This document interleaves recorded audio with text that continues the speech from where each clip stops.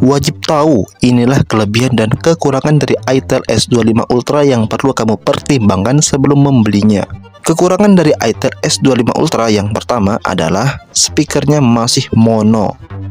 Bila tidak diperhatikan, tentunya konsumen belum atau tidak tahu kalau speaker si Itel S25 Ultra ini masih mono. Perlu diketahui bahwa speaker stereo tentunya memberikan pengalaman mendengarkan yang lebih mendalam dengan lebih jelas dan detail, baik untuk musik, teater rumah, dan gaming. Tetapi speaker mono juga bagus-bagus aja kalau hanya untuk mendengar podcast atau musik latar. Nah, setelah tahu bahwa speaker Itel S25 Ultra masih mono, akankah membuat kalian dilema untuk meminangnya atau mau lebih baik dan mau cari aman dengan pilih Itel generasi sebelumnya, yakni Itel RS4 yang sudah dibekali speaker stereo?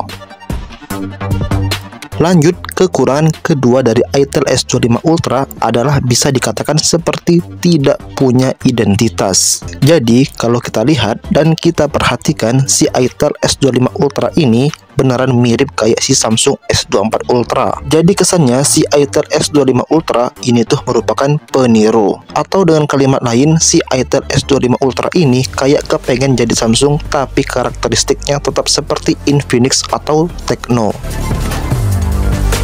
Selanjutnya, kekurangan yang ketiga dari Itel S25 Ultra yaitu kamera ultrawide-nya absen atau tidak ada kamera ultrawide.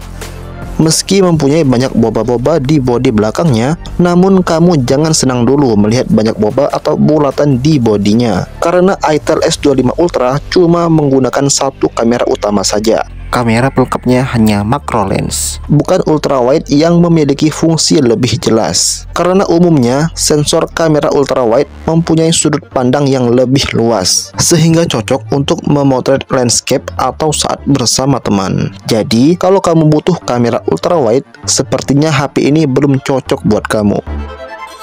Oke, lanjut. Kekurangan yang keempat dari Itel S25 Ultra adalah chipsetnya kurang mumpuni. Itel S25 Ultra menggunakan chipset Unisoc T620 dengan fabrikasi yang masih besar yakni 12 nanometer dengan skor Antutu hanya mencapai 320 ribuan. Kalau kita bandingin dengan Infinix Hot 50 yang harganya 1 jutaan, justru Itel S25 Ultra kalah telak skor Antutunya. Karena Infinix Hot 50 memakai chipset MediaTek Helio G100 dengan fabrikasi yang lebih kecil yakni 6 nanometer saja, yang skor Antutunya lebih tinggi yakni mencapai 420 ribuan. Ini tuh bisa saja ngefek ke performa game dan hasil jepretan kamera yang nggak terlalu konsisten, kadang bagus, kadang tidak. Kekurangan yang kelima dari Itel S25 Ultra adalah tidak punya giroskop fisik alias giroskopnya masih software. Bisa dikatakan ini sih kabar buruk bagi para gamer. Pasalnya, fitur giroskop pada game itu sangat perlu dan berpengaruh pada pengalaman bermain game. Karena fitur giroskop digunakan untuk mendeteksi gerakan fisik dari sebuah game yang dimainkan. Seandainya saja giroskop pada Itel S25 Ultra adalah giroskop hardware atau giroskop fisik seperti yang dipakai pada Itel RS4 dan Itel P65 yang rilis lebih dulu, mungkin akan lebih laris dan tentu akan lebih bagus karena dapat mengontrol permainan dengan cara yang lebih intuitif, khususnya dalam game FPS yang memerlukan orientasi atau gerakan tertentu, contohnya kayak game PUBG. Oke guys, itulah tadi 5 kekurangan dari Itel S25 Ultra yang mungkin bisa jadi aspek atau bahan pertimbangan sebelum kalian membelinya. Bila masih ada kekurangan yang belum Mimin sebutkan, silakan ditulis pada komentar. Dan bila menurut kalian infonya bermanfaat, silakan like dan subscribe ya. Oke guys, bila tadi adalah kekurangan dari Itel S25 Ultra, kita umpamakan sebagai rasa pahit atau obat. Selanjutnya Mimin bakal bahas yang manisnya dari Itel S25 Ultra, yaitu kelebihan atau keistimewaan dari Itel S25 Ultra. Apa saja itu? Yang pertama, layar lengkung dengan panel AMOLED.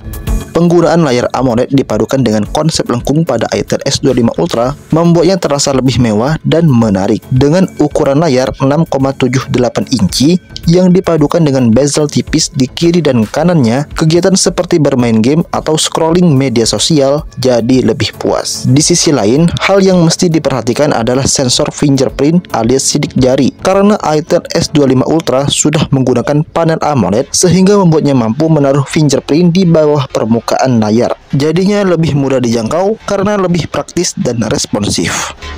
Kelebihan selanjutnya yang dimiliki itel S25 Ultra adalah ketahanan terjamin. itel S25 Ultra sudah dibekali Gorilla Glass 7i ditambah dengan sertifikasi IP64 yang membuatnya tahan debu dan percikan air. Jadi, kamu tidak perlu khawatir jika HP ini terkena cipratan saat minum atau terkena gerimis kecil. Juga terdapat sertifikasi Wet Touch yang membuatnya mendapatkan fitur tambahan di bagian layar. Nama fiturnya adalah Wet or Oily Touch Control. Sederhananya, meski jari atau layar dalam keadaan basah atau berminyak, kamu tetap bisa menyentuh layar dengan normal. Ini akan berguna jika kamu sedang berolahraga atau berkeringat dan ingin cepat membuka HP. Oke, itulah pembahasan mengenai kekurangan dan kelebihan dari itel S25 Ultra. Bila menurut kalian masih ada kekurangan atau kelebihan itel S25 Ultra yang belum Mimin sebutkan, silakan tulis di kolom komentar ya. Dan bila kalian merasa info tadi bermanfaat, silakan share ke teman kalian ya. Semoga kalian sehat selalu. Sampai jumpa di video berikutnya.